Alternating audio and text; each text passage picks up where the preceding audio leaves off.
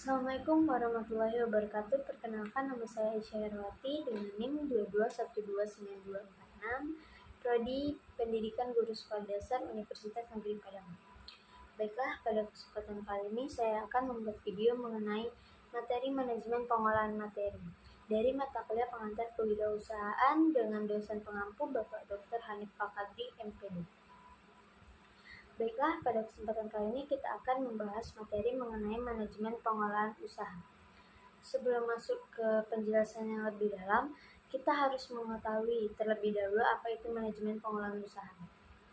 Manajemen pengolahan usaha adalah salah satu cara yang digunakan untuk mengatur segala hal yang berkaitan dengan usaha dalam menjalankan usaha, sehingga tujuan yang kita harapkan dari usaha kita dapat mencapai sesuai dengan apa yang kita inginkan. Bicara mengenai manajemen berarti kita berbicara mengenai fungsi dan beberapa hal yang harus kita ketahui. Yang pertama, mengenai planning itu berkaitan dengan perencanaan yang sudah tertuang secara tertulis maupun dalam pikiran kita. Mengenai menimbang dan memutuskan serta menentukan segala hal yang berkaitan dengan usaha yang dijalankan. Yang kedua, yaitu organizing atau perorganisasian atau yang sering kita sebut juga dengan proses pengelompokan, yang artinya bagaimana menentukan kegiatan penyerahan.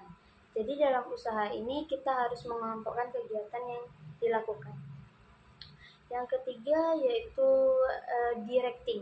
Directing ini berkaitan dengan bagaimana pengolahan kita terhadap orang yang bekerja sama dengan kita agar sesuai dengan tuntutan apa yang kita harapkan sesuai dengan tujuan yang kita inginkan.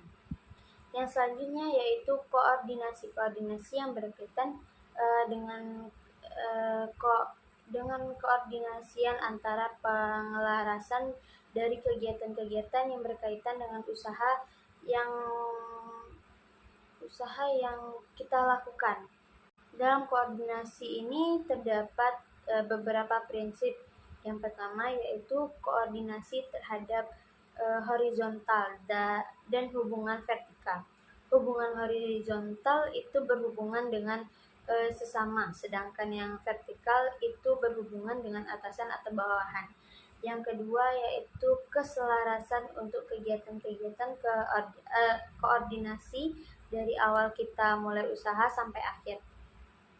Yang ketiga yaitu faktor-faktor masing-masing harus saling mengisi.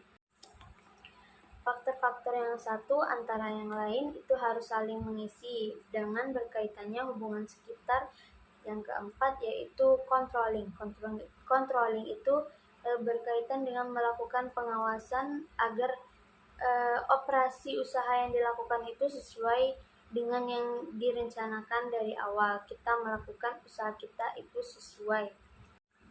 Dalam konteks ini, kontrol dilakukan sesuai dengan porsinya agar tidak terjadi perbedaan antara apa yang dicapai dengan apa yang direncanakan dari awal.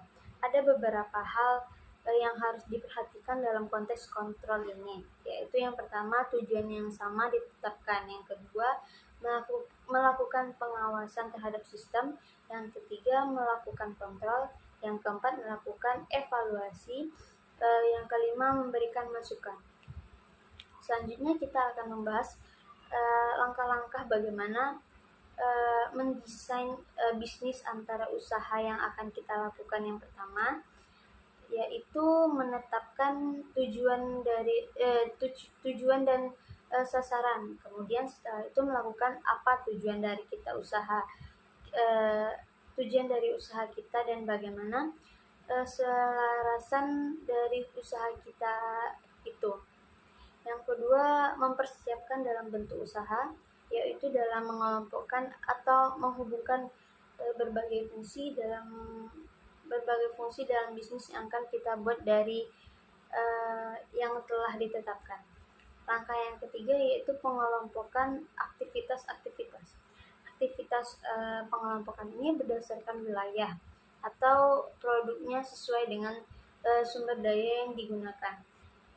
Di langkah ketiga ini kita akan melakukan pengelompokan aktivitas. Aktivitas ini berdasarkan fungsinya, wilayah maupun produk. Ada beberapa hal yang dibutuhkan sebagai sumber dari bisnis kita, yaitu pertama sumber dari manusia, yang kedua finansial yang dapat membangun dari kita memulai usaha. Yang ketiga yaitu sosial yang berkaitan dengan hubungan baik banyak orang maupun dengan lingkungan sekitar. Yang keempat yaitu manajerial, dimulai dari kita melakukan usaha. Manajerial ini sangat diberlakukan dalam manajemen pengolahan usaha yang kita lakukan. Langkah-langkah dalam manajemen pengolahan yang selanjutnya ini adalah pengelompokan atau berhubungan dengan berbagai finansial dalam bisnis yang akan dibuat. Dari yang telah ditetapkan, tenaga kerja pengolahan rencana berkaitan dengan usaha yang dilakukan.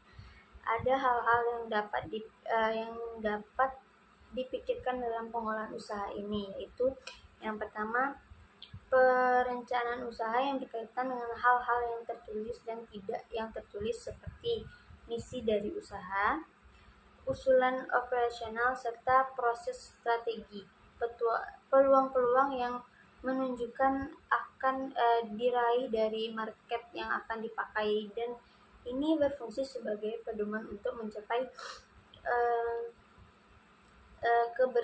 keberhasilan manajemen dari pengolahan usaha yang dilakukan.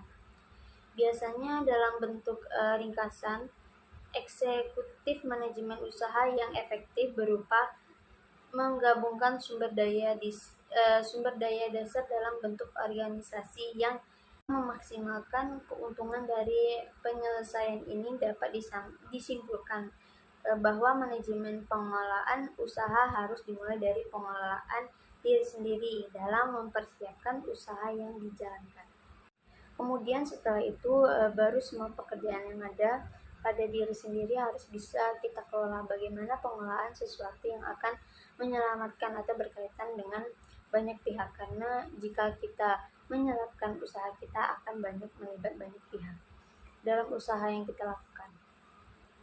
Baiklah, sekian materi yang dapat saya sampaikan. Jika ada kesalahan, mohon maaf. Terima kasih atas segala perhatian. Assalamualaikum warahmatullahi wabarakatuh.